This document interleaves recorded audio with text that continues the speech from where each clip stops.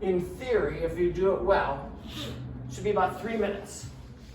This allows you 7 minutes to dig. In this 1.4 meters of average burial depth, and I'm just using it as an example, we're going to remove roughly 2,000 to 3,000 pounds of snow. That's the long pole in the tent, obviously. So our ability to dig is what makes, that's the long pole, that's the thing we want to do. Scene safety operates super fast. Scene safety is avalanche, as the skier you call it, and the group watching it calls it, all right? How many buried? If you're doing what Emmett talked about and you're not party skiing, there's one person on the line, there's one buried, all right? How many buried? 1. Call 911. How fast is that call? 10 seconds, all right? It's talking to them, giving them enough time to get your GPS coordinate, giving them the location, know where you are, Grizzly Gulch, spot in Utah, Grizzly Gulch, boom, gotta go. The idea there is they're not really mobilizing a helicopter for you, and they'll never be there fast enough to dig you out. They're coming to kind of deal with the extrication of the victim and help you move them to medical care as long as they're alive, all right? Then what we do is we look for hang fire. That's additional avalanche paths that are going to release around us because we clearly triggered an avalanche. So we want to see, are we safe as we go into the scene, all right? The next is beacons to search mode, and you spread out across the avalanche path. If there's 2 skiers, you're going to, obviously, you're going to put your beacon into search, and you're going to use the diagonal line approach, all right? If you're a multiple group of skiers, like the BCA video, you are going to have 3 to 4 skiers that are 20 meters apart and 20 meters from the flank, all right?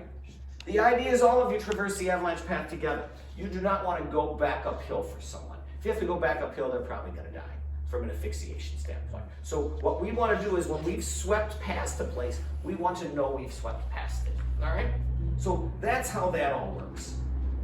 All right, so avalanche, how many buried? 1, call 911. Any hang fire? No. Beacons to search mode, spread out, boom, scene safety done. Signal acquisition, it is in some respects, although the searcher in Chattel had his transceiver out right away, he really needed to get onto the debris field before he really needed to search. Now there was some upper debris, so he was searching higher than may be necessary. Where was the skier? All the way at the bottom. Typically, in a large group, you can see where they go in. And so if I see where they go in, I know I don't need to search above that point. I need to get to that point and start searching. This is the slow is steady, steady is fast as we develop the process. As we develop the process, situational awareness becomes what's really guiding us, all right? Once we get a signal, we yell that out to our partners. For myself, what I'm doing is I'm using a big outside voice. My partners will hear everything that's going on. No signal, no signal, no signal, boom, all right? Signal, 41 meters, 35 meters. At that point, the minute my partner gets 2 signals that move down, their job is to search. Your job is, you're not searching, you're not looking at your beacon anymore, but everyone wants to continue looking at their transceiver. Your job is probe and shovel, all right? If your partner who's calling this search out does it well, says, Amanda, probe, Andrew, shovel, and I just call that out so you get it and so you understand what your job is. Stash your beacon somewhere. Do not turn it back to transmit. Do not turn it back, turn it off, all right? Just tuck it in a pocket and go, all right? Then we move in and follow to the core search. Once the skier gets to the fine search, and the way I look at this whole process in the big picture, the process is run to 20, walk to 10, crawl to target, all right? Personally, I like to crawl. The reason I like to crawl is my beacon is on the surface. You will see people with the beacon up here at their belly button. You've already added a meter, so you're a meter deeper than it really is. Get the beacon to the surface no matter how that's done. If you don't want to crawl, extend your beacon's shock cord so you can just get it down to the surface. Or if you're lucky, you're nice and short like I am, so it's really easy to get it down to the surface. Get the beacon to the surface, all right? Once we get to the fine search, that's a all right? We're inside 10 meters here. At 10 meters, we click out of our gear. And at 10 meters, you stop. And what you'll see with your transceiver is, from 10, you'll be at 6, all right? Because now the transceiver's settled, and you're no longer moving. And it's able to much more close locate the signal. And you'll be typically from 10 or 12, you'll be about 6 or 8. So at that point, I'm just dropping down to the ground. And I'm moving along, and I'm yelling to my partner what the numbers are. And as time goes on and you get better, I'm telling my partner it's left, right, or center. All right? So my partner understands the orientation of where it is. All right? Once I get to within 3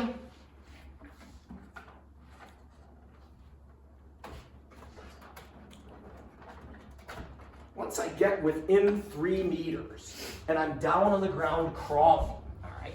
And the way I crawl is knees down, elbow in, clawing along like this, yelling numbers out. At 3 meters or 2 meters, what I like to do is extend my transceiver left, center, and right, or right, left, center, and left, to see is this direction lower, is that direction lower, or is this direction lower? That allows me to then move to that point and move in that direction.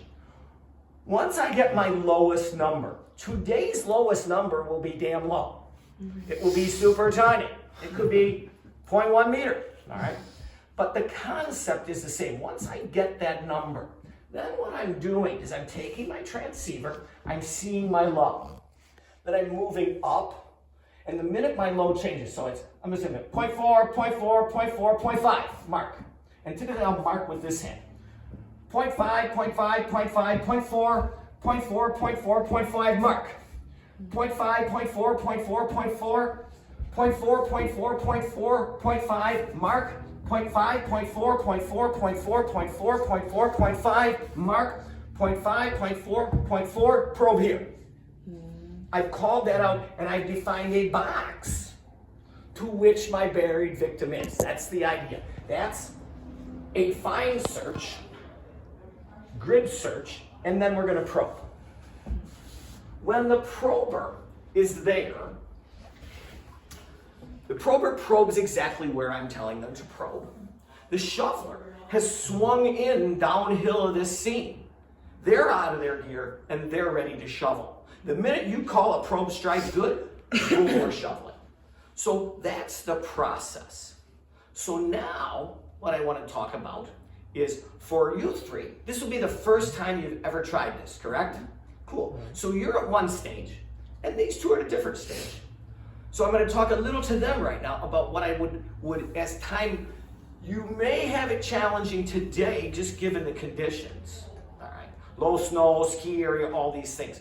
But for you 2, what you want to think about, what I'm typically thinking about is this. 1, when I'm doing my signal acquisition, I'm actually not looking at my beacon. I'm listening to it. This way my eyes are free to look at the avalanche path. Had you been able, had James's buddies looked around first before they dealt with their own shit, they would have said, pole, something on the surface, go to it first. Pull the pole. If you see something on the surface, pull on it. See if it's attached to their hand. All right? Pole, glove, something like this.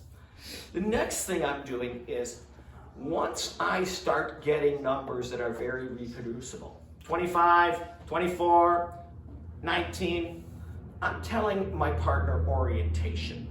Center, left, right. The reason is what I want my prober to be is in front of me.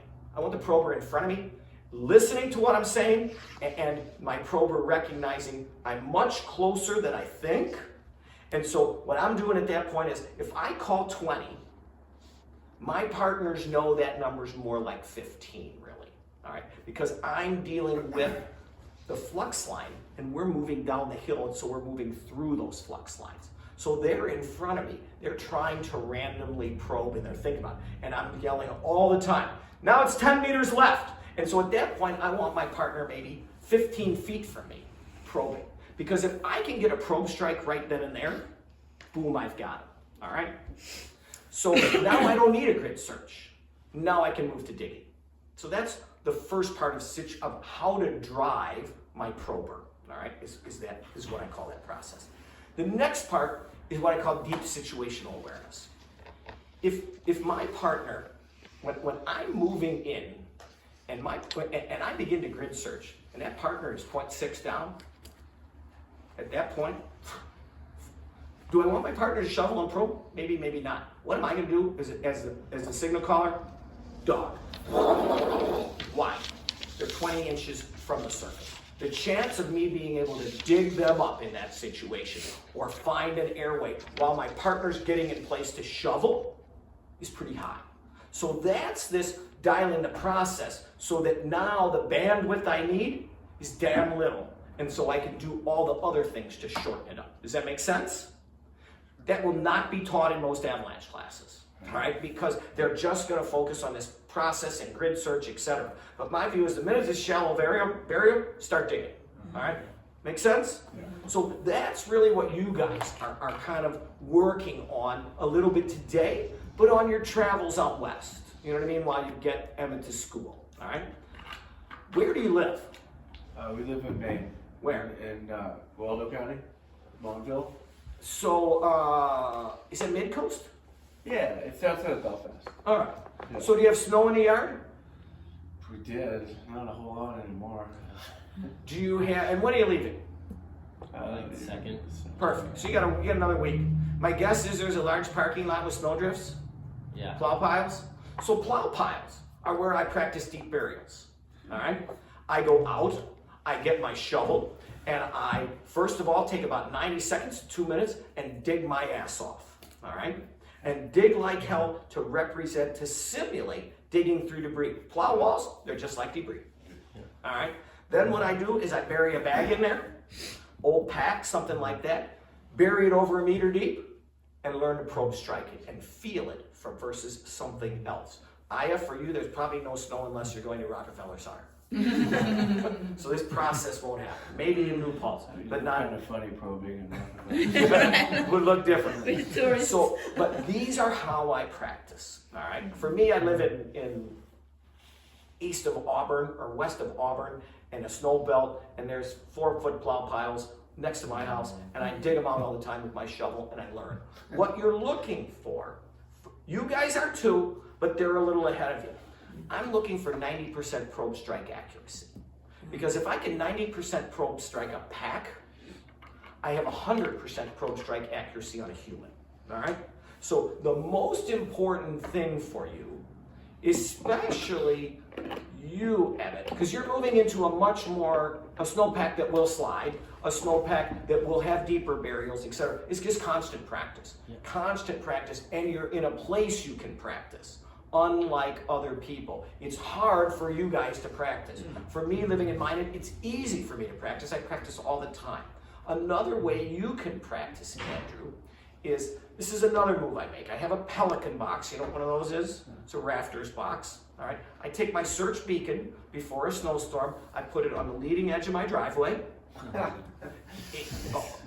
The plow comes in, the Pelican box is completely protected, it pushes it down my road a little bit, and I come out in the morning and I locate that beacon. So these are ways to practice when I'm not constantly on skis, and that's what advanced practitioners are doing. They're creating ways to practice.